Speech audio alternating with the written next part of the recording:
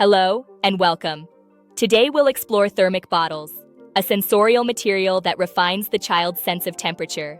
These bottles look the same, but each one holds a different temperature, from cool to warm.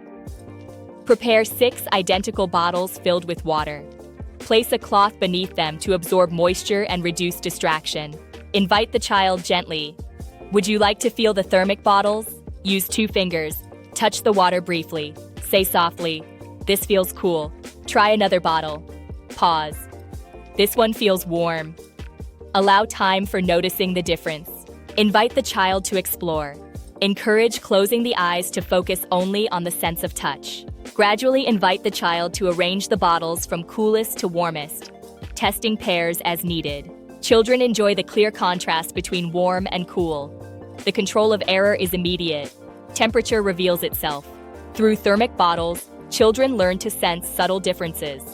A quiet study in patience, perception, and awareness.